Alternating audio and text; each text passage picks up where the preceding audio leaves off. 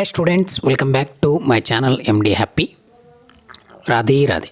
ಆತ್ಮೀಯ ವಿದ್ಯಾರ್ಥಿಗಳೇ, ನಮ್ಮ PUC ಎಲ್ಲ ವಿದ್ಯಾರ್ಥಿಗಳಿಗೆ ಈ ಒಂದು ವಿಡಿಯೋದಲ್ಲಿ ರಾಜ್ಯಶಾಸ್ತ್ರ ವಿಷಯಕ್ಕೆ ಸಂಬಂಧಪಟ್ಟಂತೆ ಪ್ರಮುಖವಾಗಿ ಕಡ್ಡಾಯ ಮತ್ತು ಇವೇ ಪ್ರಶ್ನೆಗಳು ಬರ್ತವೆ ನಿಮ್ಮ ಆ್ಯನ್ಯುವಲ್ ಎಕ್ಸಾಮಿಗೆ ಅಂಥೇಳಿ ನಾನು ಗ್ಯಾರಂಟಿಯನ್ನು ಕೊಡ್ತಾ ಈ ವಿಡಿಯೋದಲ್ಲಿ ನಿಮಗೆ 80ಕ್ಕೆ 80 ಅಂಕಗಳು ಬೀಳಲಿಕ್ಕೆ ಸಹಾಯ ಮಾಡ್ತೀನಿ. ಜೊತೆಗೆ ನಿಮಗೆ ಈ ಪ್ರಶ್ನೆಗಳನ್ನು ಓದ್ಕೊಂಡ್ಬಿಟ್ರೆ ಸಾಕು.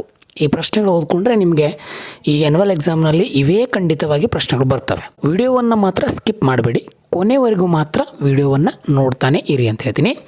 ವಿಡಿಯೋ ಲೈಕ್ ಆದರೆ ಕಂಪಲ್ಸರಿ ನಿಮ್ಮ ಮೆಚ್ಚುಗೆಯನ್ನು ಕಮೆಂಟ್ ಮೂಲಕ ತಿಳಿಸಿ. ಜೊತೆಗೆ ನಮ್ಮದೊಂದು ಸಣ್ಣ ರಿಕ್ವೆಸ್ಟು, ನಮ್ಮ ಚಾನಲ್ನ ಸಬ್ಸ್ಕ್ರೈಬ್ ಮಾಡಿ ಅಂತ ಹೇಳ್ತೀನಿ. ನಿಮ್ಮ ಸ್ನೇಹಿತರೆ ವಿಡಿಯೋಗಳನ್ನು ಶೇರ್ ಮಾಡಿ. ಬಹಳ ಜನ ವಿದ್ಯಾರ್ಥಿಗಳು ವಿಡಿಯೋಗಳನ್ನು ವೆಚ್ಚಗೆ ವ್ಯಕ್ತಪಡಿಸ್ತಾ ಇದ್ರಿ, ಬಹಳ ಸಂತೋಷ. ಇದೇ ರೀತಿ ನಿಮ್ಮ ವೆಚ್ಚಗೆ ಇರಲಿ ಅಂತ ಹೇಳ್ತೀನಿ. ಸೊ ಬನ್ನಿ ಒಂದೊಂದಾಗಿ ನಾವಿಲ್ಲಿ ಪ್ರಶ್ನೆಗಳನ್ನು ನೋಡ್ತಾ ಹೋಗೋಣ. ನಾವು ಮೊದಲಿಗೆ ಬಹು ಆಯ್ಕೆ ಪ್ರಶ್ನೆಗಳನ್ನು ಇಲ್ಲಿ ಗಮನಿಸ್ತಾ ಹೋಗ್ತೀವಿ.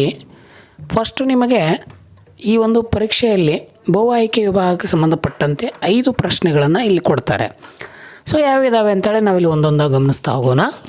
ಇವೆಲ್ಲವೂ ನಿಮಗೆ ಮಾದರಿ ಪ್ರಶ್ನೆಗಳನ್ನು, ಜೊತೆಗೆ ಮಾದರಿ ಪ್ರಶ್ನೆ ಪತ್ರಿಕೆಗಳನ್ನು ಮತ್ತು ಹಳೆಯ ಪ್ರಶ್ನೆ ಪತ್ರಿಕೆಗಳನ್ನು ತೆಗೆದುಕೊಂಡು ಬಂದಿರುವಂಥದ್ದು. ಸೊ ಮೊದಲು ನೋಡಿ ಪ್ರಶ್ನೆ, ಅರಿಸ್ಟಾಟಲ್ ಬರೆದ ಕೃತಿ ಅಂತಂದರೆ ಅದು ದಿ ಪಾಲಿಟಿಕ್ಸ್ ಅಂತ ಹೇಳ್ತೀವಿ. ಪುರಾತನ ಗ್ರೀಕ್ ನಗರ ರಾಜ್ಯವನ್ನು ಹೆಸರಿಸಿ. ಉತ್ತರ ಎ ಅಥೆನ್ಸ್ ಅಂತ ಹೇಳ್ತೀವಿ. ಪ್ಲೇಟರ್ ಅವರ ಪ್ರಕಾರ ರಾಜ್ಯದ ಜನಸಂಖ್ಯೆ ಅಂತಂದರೆ ಭಾಳ ಸರಿ ಪ್ರಶ್ನೆ ಕೇಳಿದ್ದಾರೆ, 5040 ಅಂತ ಹೇಳ್ತೀವಿ. ಸ್ವತಂತ್ರ, ಸಮಾನತೆ, ಭ್ರಾತೃತ್ವ ಇವುಗಳನ್ನು ಎತ್ತಿ ಹಿಡಿದ ಕ್ರಾಂತಿ ಅಂದರೆ ಅದು ಫ್ರಾನ್ಸ್ ಕ್ರಾಂತಿ. ಸೊ ಮಾದರಿ ಪ್ರಶ್ನೆ ಪತ್ರಿಕೆಯಿಂದ ಬಂದಿರುವಂಥ ಪ್ರಶ್ನೆಗಳೇ ರಿಪೀಟೆಡ್ ಆಗಿರುವಂಥದ್ದು, ಭಾಳ ರಿಪೀಟೆಡ್ ಆಗ್ತವೆ. ಅಲಿಖಿತ ಸಂವಿಧಾನಕ್ಕೆ ಉತ್ತಮ ಉದಾಹರಣೆ ಅಂತಂದರೆ ಅದು ಇಂಗ್ಲೆಂಡು. ಲಿಖಿತ ಸಂವಿಧಾನಕ್ಕೆ ಉತ್ತಮ ಉದಾಹರಣೆ ಅಂದರೆ ಅದು ಭಾರತ ಅಂತ ನಾವು ಹೇಳ್ಬೋದು. ಇನ್ನು ಭಾರತ ಸಂವಿಧಾನ ಯಾವಾಗ ಜಾರಿಗೆ ಬಂತು ಅಂತಂದರೆ 26/1/2050. ಇದು ಸರಿಯಾದ ಉತ್ತರ. ರಾಜ್ಯಸಭೆಯ ಸದಸ್ಯರ ಒಟ್ಟು ಸಂಖ್ಯೆ ನೋಡಿರಿ, ರಾಜ್ಯಸಭೆಗೆ ಇರುವಂಥ ಸದಸ್ಯರ ಸಂಖ್ಯೆ ಅಂದರೆ ಅದು 250.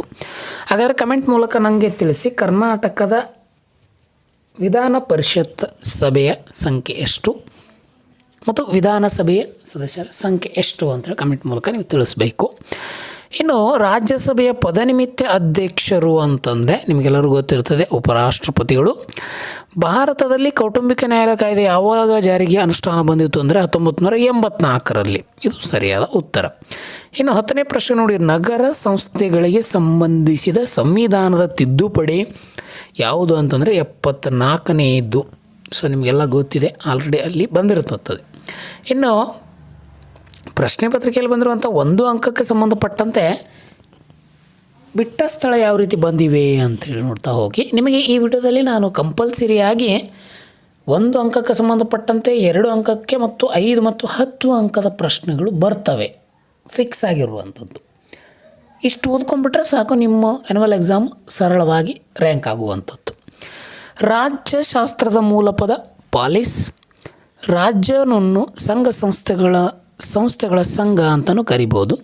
ಸಂವಿಧಾನದ ಮೂಲಪದ ಕಾನ್ಸ್ಟಿಟ್ಯೂಟ್ ಆಗಿದೆ. ಭಾರತದಲ್ಲಿ ಪ್ರಧಾನಮಂತ್ರಿಯವರನ್ನು ರಾಷ್ಟ್ರಪತಿಯವರು ನೇಮಿಸುತ್ತಾರೆ, ಹೌದಾ. ಆಯುಕ್ತರವರು ಮಹಾನಗರ ಪಾಲಿಕೆ ಆಡಳಿತಾತ್ಮಕ ಮುಖ್ಯಸ್ಥರಾಗಿರ್ತಾರೆ ಅಂತ ಹೇಳ್ತೀವಿ. ಸೊ ಮುಂದೆ ಹೊಂದಿಸಿ ಬರೆಗೆ ನಿಮ್ಮನ್ನು ಕರ್ಕೊಂಡು ಹೋಗ್ತೀವಿ. ಸಪ್ತಾಂಗ ಸಿದ್ಧಾಂತ ಇರುವಂಥದ್ದು ಕೌಟಿಲ್ಯ ಅವರು ಬರೆದ, ಅಂದರೆ ಅವರ ಅರ್ಥಶಾಸ್ತ್ರ ಒಂದು ಕೃತಿಯಲ್ಲಿ ಬರುವಂಥದ್ದು. ಅಧ್ಯಕ್ಷೀಯ ಸರ್ಕಾರ ಪದ್ಧತಿ ಇರುವುದು ಅಮೇರಿಕಾ. ಭಾರತ ರಾಷ್ಟ್ರಪತಿ ಈಗ ಪ್ರಸ್ತುತ ಶ್ರೀಮತಿ ಮುರ್ಮು ಅವರಿದ್ದಾರೆ, ದ್ರೌಪದಿ ಮುರ್ಮು. ಸಂವಿಧಾನ ರಕ್ಷಣಕವನ್ನು ಸುಪ್ರೀಂ ಕೋರ್ಟ್ ಅಂತ ಕರಿತೀವಿ. ಮಹಾನಗರ ಪಾಲಿಕೆಗಳಿಗೆ ನಾವು ಮೇಯರ್, ಅಲ್ಲಿ ಯಾರಾಗಿರ್ತಾರೆ, ಮೇಯರ್ ಆಗಿರ್ತಾರೆ ಅಂತ ಹೇಳ್ತೀವಿ. ಇದು ಒಂದು ಪ್ರಶ್ನೆ ಪತ್ರಿಕೆ ಕ್ವಶನ್ಗಳಾದರೆ, ಇನ್ನೂ ಇಂಪಾರ್ಟೆಂಟ್ ಆಗಿರುವಂಥ ಇನ್ನೂ ಕೆಲವು ಪ್ರಶ್ನೆಗಳಿದ್ದಾವೆ, ಅವ್ನು ನೋಡಿ. ಮತ್ತು ಅದೇ ಹಳೆ ಪ್ರಶ್ನೆ ಪತ್ರಿಕೆಯಲ್ಲಿ ಬಂದಿರುವಂಥ ಪ್ರಶ್ನೆಗಳು ಬಂದಿವೆ ನೋಡಿ. ರಾಜ್ಯಶಾಸ್ತ್ರ ಪಿತಾಮಹ ಅರಿಸ್ಟಾಟಲ್ಲು. ಈ ಮೂಲಾಂಶವು ರಾಜ್ಯದ ಆತ್ಮ ಮತ್ತು ಹೃದಯ, ಅದಕ್ಕೆ ನಾವು ಪರ್ವಾಧಿಕಾರ ಅಂತ ಕರಿತೀವಿ. ನಮ್ಮ ಸಂವಿಧಾನಕ್ಕೆ ಉತ್ತಮ ಉದಾಹರಣೆ ಅಂದರೆ ಇಂಗ್ಲೆಂಡು. ಅಲಿಖಿತ ಸಂವಿಧಾನಕ್ಕೆ ಅಂದ್ರೂ ಅದು ಇಂಗ್ಲೆಂಡೇ. ನಮ್ಮ ಸಂವಿಧಾನಕ್ಕೆ ಉದಾಹರಣೆ ಅಂದರೆ ಅದು ಇಂಗ್ಲೆಂಡೇ. ಪ್ರಸ್ತಾವನೆಯ ಸಂವಿಧಾನ ರಾಜಕೀಯ ಜಾತಕ ಅಂತ ಕರೆದವರು KM ಮುನ್ಸಿ ಅವರು. ಕೌಟುಂಬಿಕ ನ್ಯಾಯಾಲಯವು ಎಲ್ಲಿ ಮೊದಲು ಅಸ್ತಿತ್ವ ಬಂತಂದ್ರೆ ಅದು ಅಮೇರಿಕಾದಲ್ಲಿ ಅಸ್ತಿತ್ವಕ್ಕೆ ಬಂತು. ಇನ್ನು ಬಿಟ್ಟ ಸ್ಥಳದಲ್ಲಿ ರಾಜ್ಯ ಎಂಬ ಪದವನ್ನು ಮೊದಲು ಬಳಸಿದವರು ಮೆಕ್ಯಾವೆಲ್ಲಿ ಅಂತ ಹೇಳ್ತೀವಿ. ಸ್ವಾತಂತ್ರ್ಯದ ಮೂಲ ಪದ ಲಿಬರಲ್.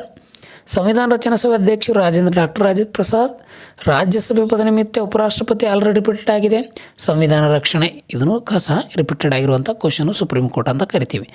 ಇನ್ನು ಹೊಂದಿಸಿವರೆಗೆ ನಿಮಗೆ ಕರ್ಕೊಂಡು ಹೋಗ್ತೀನಿ ನೋಡಿರಿ. ಅದೇ ಒಂದು ಅಂಕದ ಪ್ರಶ್ನೆಗಳನ್ನು ಯಾವ ರೀತಿ ರಿಪೀಟೆಡ್ ಆಗಿ ಬಂದಿರುವಂಥದ್ದು. ಕಾನೂನು ನೋಡಿರಿ, ಲ್ಯಾಗ್, ನಾಮಮಾತ್ರ ಕಾರ್ಯಾಂಗ, ಸಂಸದೀಯ ಪದ್ಧತಿ ಸರ್ಕಾರ ಅಥವಾ ಕರಿತೀವಿ. ವಿಶ್ವದ ಅತ್ಯಂತ ದೊಡ್ಡ ಸಂವಿಧಾನ ನಮ್ಮ ಭಾರತ ಸಂವಿಧಾನ. ಕೆಳಮನೆ ಅಂತಂದರೆ ಲೋಕಸಭೆ, ಮೇಲ್ಮನೆ ಅಂತಂದರೆ ರಾಜ್ಯಸಭೆ. ಸುಪ್ರೀಂ ಕೋರ್ಟ್ನ ಮುಖ್ಯ ನ್ಯಾಯಾಧೀಶರು DY ಚಂದ್ರಚೂಡ ಅಂತೈತಿ.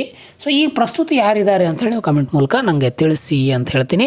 ಸೊ ಮತ್ತೆ ಅದೇ ರೀತಿ ಕೆಲವು ಪ್ರಶ್ನೆಗಳು ಒಂದು ಅಂಕಕ್ಕೆ ಸಂಬಂಧಪಟ್ಟದ್ದು ಅಲ್ಲಿ ನೋಡಿ. ಇದು ಕಾನೂನಿನ ಮೂಲ ಪದ ಆಲ್ರೆಡಿ ಬಂದು ಹೋಗಿದೆ. ಇಲ್ಲಿ ನೋಡಿರಿ, ಬಹು ಆಯ್ಕೆಯಲ್ಲಿ ಕೊಡ್ತಾನೆ, ಒಂದು ಅಂಕದ ಪ್ರಶ್ನೆ. ಬಿಟ್ಟ ಸ್ಥಳದಲ್ಲಿ ಕೊಡ್ತಾನೆ, ಹೊಂದಿಸಿ ಬರಲಿ ಕೇಳ್ತಾನೆ, ಒಂದು ವಾಕ್ಯದಲ್ಲಿ ಉತ್ತರಿಸಿ ಅಂತಲೂ ಕೊಡ್ತಾನೆ. ಬಟ್ ಅವೇ ಪ್ರಶ್ನೆಗಳು ಬರ್ತವೆ. ಶಾಸಕಾಂಗದ ಆಯ್ಕೆಯಾಗಿ ಶಾಸಕಾಂಗಕ್ಕೆ ಜವಾಬ್ದಾರಿ ಸರ್ಕಾರ, ಅದಕ್ಕೆ ಸಂಸದೀಯ ಸರ್ಕಾರ ಅಂತ ಕರಿತೀವಿ. ಇದು ರಾಜ್ಯಸಭೆ ಪದನಿಮಿತ್ತ ಅಧ್ಯಕ್ಷರಾಗಿರುವರು ನೋಡ್ರಿ, ಎಷ್ಟು ಸರಿ ರಿಪೀಟೆಡ್ ಆಗಿದೆ. ಇನ್ನು ಮಾನವ ಸಂಘಜೀವಿ ಅಥವಾ ಸಮಾಜೀವಿ ಅಂತ ಹೇಳಿದವರು ಅರಿಸ್ಟಾಟಲ್ಲು. ರಾಜ್ಯವನ್ನು ಸಿವಿಟಸ್ ಅಂತ ಕರೆದವರೇ ರೋಮನ್ರು ಅಂತ ಹೇಳ್ತೀವಿ. ಸೊ ಈಗ ನೇರವಾಗಿ ಬಿಟ್ಟ ಸ್ಥಳ. ಲಿಖಿತ ಸಮಯಕ್ಕೆ ಉತ್ತಮ ಉದಾಹರಣೆ ಅಮೇರಿಕಾ ಇದೆ. ಭಾರತದಲ್ಲಿ ಒಟ್ಟು ಕೌಟುಂಬಿಕ ನ್ಯಾಯಾಲಯಗಳು 190. ಸರ್ ಫ್ರೆಡ್ರಿಕ್ ಪೋಲಾಕರ್ ರಾಜ್ಯಶಾಸ್ತ್ರ ರಾಜಕೀಯ ವಿಜ್ಞಾನ ಅಂತ ಕರೆದ್ರು. ಸುಪ್ರೀಂ ಕೋರ್ಟ್ ಇದು ಭಾರತದ ಅತ್ಯುನ್ನತ ನ್ಯಾಯಾಲಯ. ಇನ್ನು ಭಾರತ ರಾಷ್ಟ್ರಪತಿಯವರನ್ನು 5 ವರ್ಷಗಳಿಗೆ ಒಮ್ಮೆ ಅವಧಿಗೆ ಆಯ್ಕೆ ಮಾಡುತ್ತೇವೆ ಅಂತ ಹೇಳ್ತೀವಿ. ಇನ್ನು ಹೊಂದಿಸಿ ಬರೆಗೆ ನಿಮ್ಮನ್ನು ಕರ್ಕೊಂಡು ಹೋಗ್ತೀನಿ. ಕಾರ್ಯಾಂಗದ ಮುಖ್ಯಸ್ಥರು ಜನರಿಂದ ಆಯ್ಕೆ ಆಗ್ತಾರೆ, ಹಾಗಾದರೆ ಅದನ್ನು ನಾವು ಗಣರಾಜ್ಯ ಅಂತ ಕರಿತೀವಿ. ನಾಮಮಾತ್ರ ಕಾರ್ಯಾಂಗದ ಮುಖ್ಯಸ್ಥರು ನೋಡ್ರಿ, ನಾಮ ಮಾತ್ರ ಕಾರ್ಯಾಂಗದ ಮುಖ್ಯಸ್ಥರು ಅಂದರೆ ಅದು ರಾಷ್ಟ್ರಪತಿಗಳು. PIL ಸಾರ್ವಜನಿಕ ಹಿತಾಸಕ್ತಿ ಮೊಕದ್ದಮೆ. ಇನ್ನು ಮಹಾನಗರ ಪಾಲಿಕೆ already repeated. Mayor Magna Carta ಅಂತಂದರೆ 1715ರಲ್ಲಿ ಜಾರಿಗೆ ಬರುವಂಥದ್ದು. ಸೊ ಈ ರೀತಿ ಪ್ರಶ್ನೆಗಳು ನಿಮಗೆಲ್ಲ ಬಂದಿರೋದುಂಟು. ಇಲ್ಲವೇ ನಿರಂಕುಶ ಸರ್ಕಾರ ಪದ್ಧತಿಯಲ್ಲಿ ಒಂದು ಅಂಕೆ ಕೇಳ್ತಾನೆ. ನ್ಯಾಯಾಧೀಶರು ಯಾರಾಗಿರ್ತಾರೆ, ಭಾರತ ಸಂವಿಧಾನ ಯಾವ ಭಾಗದಲ್ಲಿ ಎಷ್ಟನೇ ರಾಜ್ಯತತ್ವ ಪಟ್ಟಿಯನ್ನು ನೀವು ಕಾಣ್ತೀರಿ, ಕಮೆಂಟ್ ಮೂಲಕ ಇದನ್ನು ತಿಳಿಸಿ. ಇನ್ನು ಗ್ರೀಕ್ನಲ್ಲಿ ಅಥೆನ್ಸ್ ಮತ್ತು ಸ್ಪಾರ್ಟಾನು ಅಂತ ಕರಿತೀವಿ. ಫ್ರಾನ್ಸ್ದ ಕ್ರಾಂತಿ ಯಾವ ವರ್ಷ ನಡೆಯಿತು. ಸೊ ಈ ರೀತಿ ಬರುವಂಥ ಪ್ರಶ್ನೆಗಳು ನಿಮಗೆ ಭಾಳ ಸರಿ ರಿಪೀಟೆಡ್ ಬರ್ತವೆ. ಸೊ ಅದನ್ನು ಗಮನಿಸ್ತಾ ಹೋಗಿ ಅಂತ ಹೇಳ್ತೀನಿ. ಸೊ ನಾನು ನಿಮಗೆ ಇಲ್ಲಿ 2 ಅಂಕದ ಪ್ರಮುಖ ಮತ್ತು ಫಿಕ್ಸ್ ಪ್ರಶ್ನೆಗಳಿಗೆ ಕರ್ಕೊಂಡು ಹೋಗ್ತೀನಿ. ಸೊ ಅಲ್ಲಿ ನೀವು ಇಲ್ಲಿ ಗಮನಿಸ್ತಾ ಹೋಗಿ. ರಾಜ್ಯಶಾಸ್ತ್ರವು ಅಂತಾರಾಷ್ಟ್ರೀಯ ಸಮ್ಮೇಳನ ಯಾವಾಗ ಮತ್ತು ಎಲ್ಲಿ ನಡೀತು ಅಂದರೆ ಯುನೆಸ್ಕೋದಲ್ಲಿ ಪ್ಯಾರಿಸ್ನ ಸೆಪ್ಟೆಂಬರ್ 1948ರಲ್ಲಿ ನಡೀತದೆ. ಪರಮಾಧಿಕಾರದ 2 ಸ್ವರೂಪಗಳು, ಆಂತರಿಕ ಪರಮಾಧಿಕಾರ, ಬಾಹ್ಯ ಪರಮಾಧಿಕಾರ. ಯಾವುದಾದ್ರೂ 2 ರಾಜಕೀಯ ಹಕ್ಕುಗಳು, ಮತದಾನ ಹಕ್ಕು ಮತ್ತು ಚುನಾವಣೆಯಲ್ಲಿ ಸ್ಪರ್ಧಿಸುವ ಹಕ್ಕು ಅಂತ ಕರಿತೀವಿ.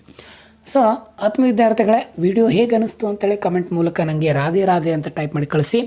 ಮತ್ತು ನಿಮ್ಮ ಅನಿಸಿಕೆಗಳು, ನಿಮ್ಮ ಪ್ರಶ್ನೆಗಳು, ನಿಮ್ಮ ವಿಷಯಕ್ಕೆ ಸಂಬಂಧಪಟ್ಟಂತೆ ಏನೇ ಪ್ರಶ್ನೆಗಳಿದ್ರೂ ಕಮೆಂಟ್ ಮೂಲಕ ತಪ್ಪದೇ ತಿಳಿಸಿ. ವಿಡಿಯೋ ಲೈಕ್ ಆದರೆ ಒಂದು ಲೈಕ್ ಕೊಡಿ. ನಿಮ್ಮ ಸ್ನೇಹಿತರಿಗೆ ವಿಡಿಯೋಗಳನ್ನು ಶೇರ್ ಮಾಡಿ. ತಪ್ಪದೇ ಸಬ್ಸ್ಕ್ರೈಬ್ ಆಗೋದನ್ನು ಮರಿಬೇಡಿ ಅಂತ ಹೇಳ್ತೀನಿ. ನಮ್ಮ ಸಂವಿಧಾನಕ್ಕೆ ವ್ಯಾಖ್ಯಾನ ಅಂತ ಕೊಡ್ತಾರೆ. ವ್ಯಾಖ್ಯಾನ ನೋಡಿ, ಯಾವ ಸಂವಿಧಾನವು ಸಾಮಾನ್ಯ ತಿದ್ದುಪಡಿ ವಿಧಾನದ ಆಧಾರದ ಮೇಲೆ ತಿದ್ದುಪಡಿ ಮಾಡಬಹುದೋ ಅಂಥ ಸಂವಿಧಾನಕ್ಕೆ ನಾವು ನಮ್ಮ ಸಂವಿಧಾನ ಅಂತ ಕರಿತೀವಿ. ಗಣರಾಜ್ಯ ಅಂದರೆ ರಾಷ್ಟ್ರದ ಮುಖ್ಯಸ್ಥರನ್ನು ಜನರು ಪ್ರತ್ಯಕ್ಷ ಅಥವಾ ಪರೋಕ್ಷವಾಗಿ ಚುನಾಯಿಸುವಂಥ ವ್ಯವಸ್ಥೆಗೆ ನಾವು ಗಣರಾಜ್ಯ ಅಂತ ಕರಿತೀವಿ. ಇನ್ನು ಕೋರಮ್ ಎಂದರೆ ಶಾಸನ ಸಭೆಯು ಅಧಿವೇಶನ ನಡೆಸಬೇಕಾದ ಕನಿಷ್ಠ ಸದಸ್ಯರ ಒಂದು ಸಂಖ್ಯೆಗೆ ಕೋರಮ್ ಅಂತ ಕರಿತೀವಿ. ಭಾರತದ ರಾಷ್ಟ್ರಪತಿಯವರು ಇರಬೇಕಾದ ಅರ್ಹತೆಗಳು: ಭಾರತ ಪ್ರಜೆಯಾಗಿರಬೇಕು, 35 ವಯಸ್ಸಾಗಿರಬೇಕು, ಲೋಕಸಭೆಯ ಸದಸ್ಯರಾಗಲು ಇರಬೇಕಾದ ಎಲ್ಲ ಅರ್ಹತೆಗಳು ಅವರಲ್ಲಿ ಇರಬೇಕು ಅಂತ ಹೇಳ್ತೀವಿ. ಯಾವ ರೀತಿ ಪ್ರಶ್ನೆಗೆ ಉತ್ತರವನ್ನು ಬರೀಬೇಕು ಅನ್ನೋದನ್ನು ನಾನು ಇಲ್ಲಿ ಕೊಟ್ಟಿದ್ದೀನಿ. ಇನ್ನು ಭಾರತದಲ್ಲಿ ಉಪರಾಷ್ಟ್ರಪತಿ ಯಾರು ಆಯ್ಕೆ ಮಾಡ್ತಾರೆ ಅಂತಂದರೆ ಸಂಸತ್ತಿನ ಉಭಯ ಸದನಗಳು. ನೋಡಿರಿ, ಸಂಸತ್ತಿನ 2, ಒಂದು ರಾಜ್ಯಸಭೆ, ಒಂದು ಲೋಕಸಭೆ. ಆ 2 ಉಭಯ ಸದಸ್ಯರು ಚುನಾವಣೆಯನ್ನು ಮಾಡ್ತಾರೆ. ಲೋಕಸಭೆಯಲ್ಲಿ ಮಂತ್ರಿಮಂಡಲ ಗಾತ್ರ ಎಷ್ಟಿರಬೇಕು ಅಂತಂದರೆ 15ರಷ್ಟು ಇರಬೇಕು ಅಂತ ಅವ್ರು ಹೇಳ್ತಾರೆ. ಇನ್ನು ಸರ್ವೋಚ್ಚ ನ್ಯಾಯಾಲಯ ನ್ಯಾಯಾಧೀಶರ ಅರ್ಹತೆಗಳು: ಭಾರತೀಯ ಪ್ರಜೆಯಾಗಿರಬೇಕು, ಯಾವುದೇ ಉಚ್ಚ ನ್ಯಾಯಾಲಯದಲ್ಲಿ 10 ವರ್ಷಗಳ ಕಾಲ ಸೇವೆ ಸಲ್ಲಿಸಬೇಕು. ಇನ್ನು 10 ವರ್ಷ ಯಾವುದೇ ಉಚ್ಚ ನ್ಯಾಯಾಲಯದಲ್ಲಿ ನ್ಯಾಯಾಧೀಶರಾಗಿ ಕಾರ್ಯವನ್ನು ನಿರ್ವಹಿಸಬೇಕು ಅಂತ ಹೇಳೋದು. ಇದೇ ರೀತಿ ಅಂಕಗಳನ್ನು ಬರಿಬೇಕು. ಗ್ರಾಮೀಣ ಸ್ಥಳೀಯ ಸರ್ಕಾರ 3 ಹಂತಗಳಂದರೆ ಜಿಲ್ಲಾ ಪಂಚಾಯತ್, ತಾಲೂಕ್ ಪಂಚಾಯತ್, ಗ್ರಾಮ ಪಂಚಾಯತ್. ಯಾವುದಾದ್ರೂ 2 ಮಹಾನಗರ ಪಾಲಿಕೆಗಳು, ಮೈಸೂರು, ಹುಬ್ಬಳ್ಳಿ, ಧಾರವಾಡ, ಮಂಗಳೂರು, ಬೆಳಗಾವಿ, ಗುಲ್ಬರ್ಗ. ಬೇಕಾದ 2ಕ್ಕೆ ನೀವು ಇಲ್ಲಿ ಬರ್ತಾ ಹೋಗಿ. ಸಂವಿಧಾನ ಎಂದರೆ ಸರ್ಕಾರದ ರಚನೆ, ಸ್ವರೂಪ, ಅಧಿಕಾರ ವ್ಯಾಪ್ತಿ, ನಿರ್ವಹಣೆ, ಪ್ರಜೆಗಳ ಹಕ್ಕು, ಸ್ವಾತಂತ್ರ್ಯ, ಸರ್ಕಾರದ ಅಧಿಕಾರ, ಪ್ರಜೆಗಳ ಹಕ್ಕು, ಜೊತೆಗೆ ನಡುವಿನ ಸಂಬಂಧವನ್ನು ಎದುರಿಸುವ ಕಾನೂನಿನ ಸಂಕಲನಾತ್ಮಕ ವಿಧಾನವೇ ಸಂವಿಧಾನ ಅಂತ ಕೇಳ್ತೀವಿ. ವ್ಯಾಖ್ಯಾನ ಪ್ರಕಾರ ನೋಡ್ತಾ ಹೋದಾಗ ರಾಜ್ಯದ ಆಡಳಿತ ಮತ್ತು ಅಧಿಕಾರವನ್ನು ಅದರಲ್ಲೂ ಪರಮಾಧಿಕಾರ ವ್ಯವಸ್ಥೆಗೊಳಿಸುವ ಮೂಲಭೂತ ಶಾಸನವೇ ಸಂವಿಧಾನ ಅಂತ ನಾವು ಕರಿತೀವಿ. ಇನ್ನು ರಾಜ್ಯಪಾಲರ ಹಣಕಾಸಿನ ಅಧಿಕಾರ ಭಾಳ ಇಂಪಾರ್ಟೆಂಟ್ ನಿಮಗೆ ಪ್ರಶ್ನೆ. ಅನುಮತಿ ಇಲ್ಲದೆ ಹಣಕಾಸು ಮಸೂದೆಯನ್ನು ಮಂಡಿಸುವಂತಿಲ್ಲ. ಶಾಸಕಾಂಗವು ಸರಿಯಾದ ಸಮಯಕ್ಕೆ ಆಯವ್ಯಯ ಪತ್ರವನ್ನು ಮಂಡಿಸಲು ವ್ಯವಸ್ಥೆಯನ್ನು ಮಾಡಿಕೊಡಬೇಕು. ರಾಜ್ಯಪಾಲರ ಅನುಮತಿ ಇಲ್ಲದೆ ಅನುದಾನ ಬೇಡಿಕೆ ಸಲ್ಲುವಂತಿಲ್ಲ. ಸಂಸತ್ತಿನ ಸಂಚಿತ ನಿಧಿಯಿಂದ ಅನಿರೀಕ್ಷಿತ ಖರ್ಚನ್ನು ಭರಿಸಲು ಅವರು ಅನುಮತಿ ನೀಡಬೇಕು. ಬೇಕಾದ 2ಕ್ಕೆ ಉತ್ತರವನ್ನು ಬರೀರಿ.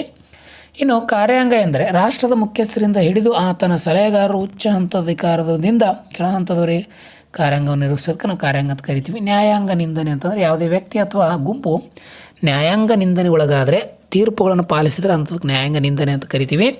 ರಾಜ್ಯದ ಉದಯಕ್ಕೆ 2 ಸಿದ್ಧಾಂತಗಳಂದರೆ ದೈವಿಕ ಸಿದ್ಧಾಂತ, ಶಕ್ತಿ ಸಿದ್ಧಾಂತ. ಸುಗ್ರೀವಾಜ್ಞೆ ಅರ್ಥ ಶಾಸಕಾಂಗವು ಅಧಿವೇಶನದಲ್ಲಿ ಇಲ್ಲದೆ ರಾಷ್ಟ್ರ ಮುಖ್ಯಸ್ಥರು ತುರ್ತು ಅವಶ್ಯಕತೆಗಳನ್ನು ಅಥವಾ ಉದ್ಭವಿಸುವ ಸಮಸ್ಯೆಗಳನ್ನು ನಿವಾರಿಸಲು ಹೊರಡಿಸುವ ಆಜ್ಞೆಯೇ ಸುಗ್ರೀವಾಜ್ಞೆ. ಇದನ್ನು ರಾಷ್ಟ್ರಪತಿಗಳು ಹೊರಡಿಸ್ತಾರೆ. ಇನ್ನು ಮಾನವ ಒಂದು ಸಮಾಜೀವಿ ಅಂತ ಹೇಗೆ ಅಂತಂದರೆ, ಮಾನವ ತನ್ನ ಅಗತ್ಯ ಈಡೇರಿಸಿಕೊಳ್ಳಲು ತನ್ನ ಜೀವನವನ್ನು ಸುಖ ನೆಮ್ಮದಿಯಿಂದ ಬಳಸಿಕೊಳ್ಳಲು ಅತ್ಯಂತ ಅಗತ್ಯತೆ ಅವನಿಗೆ ಸಮಾಜ ಬಿಟ್ಟನ್ನು ಬಾಳಲಾರ. ಹಾಗಾಗಿ ಸಮಾಜ ಬಿಟ್ಟು ಬದುಕಲು ಮಾನವ ದೇವರಾಗಿರ್ಬೇಕಿಲ್ಲ ಮೃಗ ಆಗಿರಬೇಕು ಅಂತೇಳಿ ಅರಿಸ್ಟಾಟಲ್ ಅವರು ಹೇಳ್ತಾರೆ. ಸಂವಿಧಾನವನ್ನು ವ್ಯಾಖ್ಯಾನಿಸಿ ರಾಜ್ಯದ ಆಡಳಿತ ಮತ್ತು ಅಧಿಕಾರವನ್ನು ಅದರಲ್ಲೂ ಪರಿಮಾಣಾಧಿಕಾರ ವ್ಯವಸ್ಥೆಗೊಳಿಸುವ ಮೂಲಭೂತ ಶಾಸನವೇ ಸಂವಿಧಾನ. ನಿರಂಕುಶ ಸರ್ಕಾರ ಅರ್ಥವಂದರೆ ನ್ಯಾಯಬದ್ಧ ರೀತಿಯಲ್ಲಿ ಚುನಾವಣೆಗಳ ಮೂಲಕ ಅಧಿಕಾರಕ್ಕೆ ಬಂದು ದೌರ್ಜನ್ಯದಿಂದ ಆಡಳಿತ ನಡೆಸೋದಕ್ಕೆ ನಿರಂಕುಶ ಸರ್ಕಾರ ಅಂತ ಕರಿತೀವಿ. ಜಾತ್ಯತೀತ ರಾಷ್ಟ್ರ ಎಂದರೆ ರಾಜ್ಯವು ಯಾವುದೇ ಧರ್ಮ ರಾಷ್ಟ್ರೀಯ ಧರ್ಮವೆಂದು ಮಾನ್ಯತೆ ಮಾಡದೆ ಧರ್ಮದ ಪರವಾಗಿ ನಿಲುವು ತಾಳದೆ ಪ್ರತಿಯೊಬ್ಬ ಪ್ರಜೆಯು ತನ್ನ ಆತ್ಮಸಾಕ್ಷಿಯನ್ನು ಧರ್ಮ ಆಚರಿಸುವ ಪ್ರಚಾರ ಮಾಡುವ ಸ್ವಾತಂತ್ರ್ಯ ನೀಡಿರುವಂಥಕ್ಕೆ ಜಾತ್ಯತೀತ ರಾಷ್ಟ್ರ ಅಂತ ನಾವು ಕರಿತೀವಿ.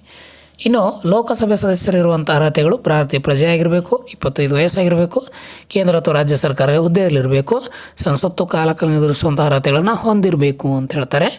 ಇನ್ನು 5 ಅಂಕದ ನಿಮಗಿಲ್ಲಿ ಪ್ರಮುಖ ಪ್ರಶ್ನೆಗಳನ್ನು ನಾನು ತಂದಿದ್ದೀನಿ. ಇವುಗಳನ್ನು ಬಿಡಿಸಿ ನಿಮಗೆ ಇಂಪಾರ್ಟೆಂಟ್ 35 ಅಂಕಗಳು 30 ಅಂಕಗಳು ನಮಗೆ ಸಿಗ್ತವೆ. ನೋಡಿ, ಏಕಾತ್ಮಕ ಸರ್ಕಾರದ ಲಕ್ಷಣಗಳನ್ನು ವಿವರಿಸಿ. ಲೋಕಸಭೆ ಅಧಿಕಾರ ಮತ್ತು ಕಾರ್ಯಗಳನ್ನು ಸಂಕ್ಷಿಪ್ತವಾಗಿ 10 ಅಂಕಕ್ಕೂ ಕೇಳಬಹುದು. ಇದು ಪ್ರಶ್ನೆ ನೆನಪಿರಲಿ. ಇನ್ನು ಶಾಸಕಾಂಗದ ಅರ್ಧ ಮಹತ್ವವನ್ನು ತಿಳಿಸಿ. ಅರ್ಥ ಅಂತ ಕೊಡ್ತಾರೆ. ಅರ್ಥ ಅಥವಾ ಮಹತ್ವವನ್ನು ತಿಳಿಸಿ. ರಾಷ್ಟ್ರಪತಿಯವರ ತುರ್ತುಪಡಿಸಿದ ಅಧಿಕಾರಗಳನ್ನು ವಿವರಿಸಿ. ರಾಜ್ಯ ಮತ್ತು ಸಮಾಜದ ನಡುವೆ ವ್ಯತ್ಯಾಸವನ್ನು ಚರ್ಚಿಸಿ.